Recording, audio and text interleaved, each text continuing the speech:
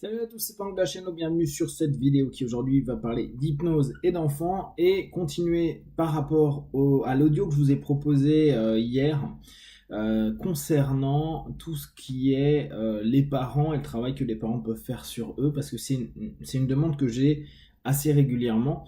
De plus en plus, on a la chance d'avoir une génération de parents qui se dit ok, si mon petit il est comme ça, c'est peut-être aussi que moi je vais pas forcément au top ou que peut-être dans mes fonctionnements, j'éveille en lui des fonctionnements qui sont dissonants.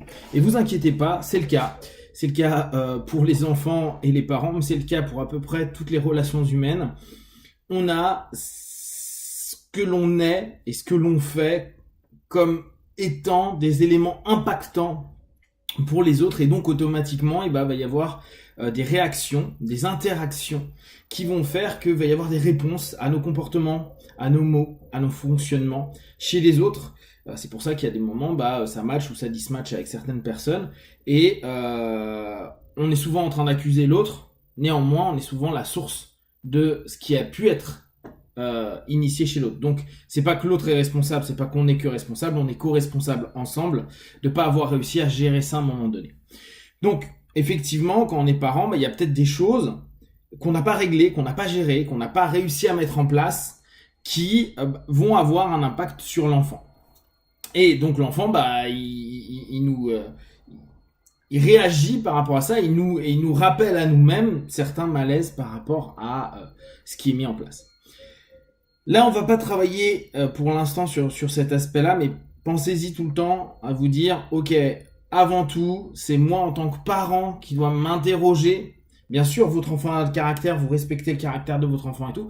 Et ça vous empêche pas de vous dire, et moi dans cette histoire-là, où j'en suis, qu'est-ce que je fais, et pourquoi je fais réagir peut-être mon enfant comme ça, ou qu'est-ce qu'il y a à l'intérieur de moi qui me met dans cet état-là quand il réagit de cette façon-là.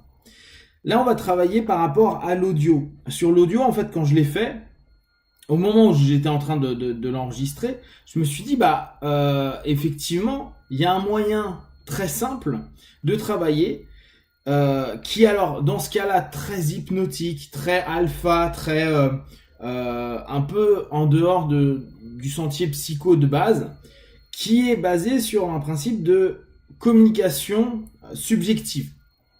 En somme, on est en train de dialoguer avec l'enfant, non pas d'un point de vue réel, concret, mais d'un point de vue trans, en partant du postulat qu'on peut connecter les trans les unes avec les autres, et donc rentrer en communication avec autrui. Bien sûr, je vous laisse, vous, par rapport à vos expériences et vos croyances, voir ce que vous en pensez. Je vous invite quand même à tester, parce que là, l'expérience aura vraiment de l'intérêt. Et c'est donc aller dans un état de transe, en état alpha, on en parle en méthode Silva, pour vous permettre d'être ouvert à la communication avec votre enfant.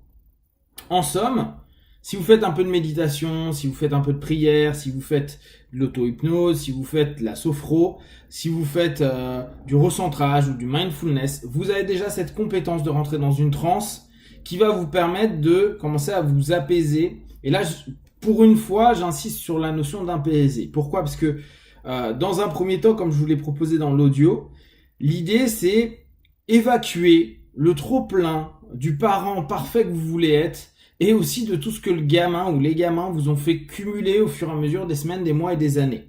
Acceptez quotidiennement ou plusieurs fois par jour de prendre 2, 3, 4 minutes pour lâcher un peu ce que vous avez cumulé.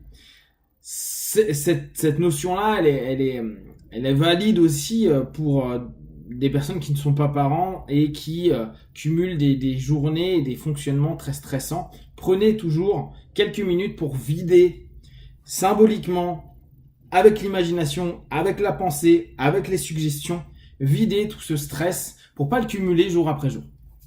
Donc là, l'idée, c'est d'abord se mettre dans un état de transe, donc partir sur un centrage sur vous. Si vraiment vous ne connaissez pas, je vous invite à apprendre-auto-hypnose.fr et vous verrez, il y a plein de vidéos, j'en ai mis plein. Et si, encore plus simple, vous allez sur YouTube, vous tapez HNO apprendre l'auto-hypnose et vous aurez plein de manières de travailler votre auto-hypnose.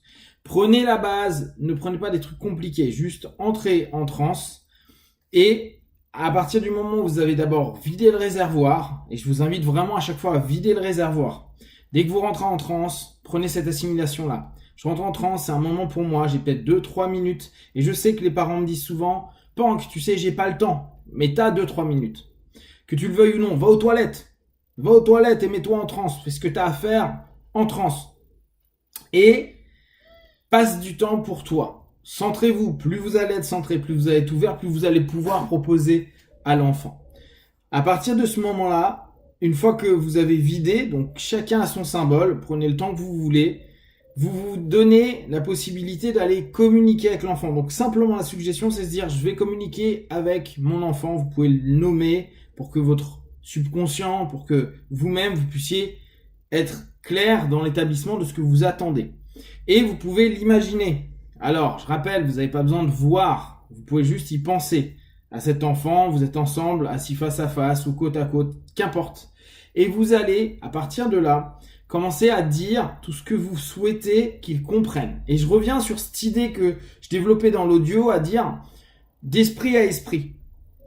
Comme si vous alliez chercher au plus profond de vos tripes ce qui est essentiel pour vous, que l'enfant doit comprendre dans ses tripes, pour éviter des problématiques violentes ou ou un malaise ou des choses plus anodines entre guillemets. Je sais que c'est pas anodin, mais par exemple qu'il va se pipier au lit ou qu'il ait des difficultés de timidité, etc., etc., etc. Vous allez simplement lui donner, et je veux vraiment que vous preniez un temps pour vous connecter avec tout l'amour, l'attention, la bienveillance que vous avez vis-à-vis de votre enfant et de ce que vous voulez lui communiquer. Comme si il était arrivé à un niveau où il comprenait sans qu'il y ait de mots. Comme si vous étiez passé à quelque chose qui se passe sur un autre plan, d'accord? Qu'on va appeler une transe interpersonnelle à ce moment-là. Et vous allez comme envoyer ces suggestions, donc ça peut être des mots, ça peut être des images, avec des causes à effet, c'est-à-dire ça serait bien que tu ne tapes pas tes petits camarades, donc que tu sois plus cool et quand quelqu'un te dit un truc, te relâcher, aller voir ailleurs ou après me le dire en rentrant à la maison et après on va aller marcher ensemble, etc., etc., etc. À vous de voir ce qui est le plus juste. Lui permettre peut-être, vous pouvez peut-être l'imaginer, voir qu'il est comme un petit volcan et juste apaiser le volcan, donner de l'amour, calmer la lave en fusion qui est en train de monter, qu'importe la symbolique que vous pourrez avoir, et envoyer simplement ces suggestions. Et je vous invite à le faire plusieurs fois par jour, c'est-à-dire le matin et le soir. Le matin, quand vous êtes encore dans votre lit et que vous avez 2-3 minutes, le faire comme si vous étiez, avant d'aller le voir pour le petit-déj et autres, en train de travailler avec lui. Et le soir, avant de vous endormir, pareil, prendre 1-2 minutes, lâchez votre journée, et puis allez communiquer comme si vous étiez en train de l'inciter à différentes choses. À cela, vous pouvez rajouter quelque chose d'hyper concret. Le soir avant de vous coucher, quand vous allez faire le bisou, n'hésitez pas à prendre quelques instants pour lui donner des suggestions d'apaisement, de bien-être ou de confiance en lui, etc., etc., etc. Même s'il l'écoute pas, même s'il l'entend pas forcément, même si je peux parfois vous dire tu me saoules avec ça, je sais, ça vous coûte rien. Et après vous continuez quand vous êtes au lit. Comme si vous étiez en train de faire ce qu'on appelle en hypnose de seeder, c'est-à-dire de mettre des graines, de les nourrir. Peut-être qu'il y a des moments où la plante va vous dire ah, t'es gentil mais tu m'as déjà donné de l'eau hier, j'en ai pas besoin, alors que peut-être qu'il se rend pas compte que la terre a déjà un peu séché. Qu'importe, vous le faites, ça vous prend quelques instants et vous donnez.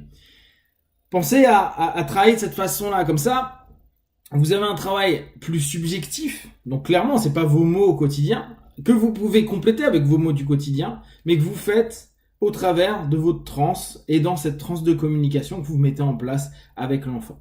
Testez, moi vraiment je vous invite à le faire 2 fois par jour pendant 21 jours et faites-moi un feedback par rapport à ça.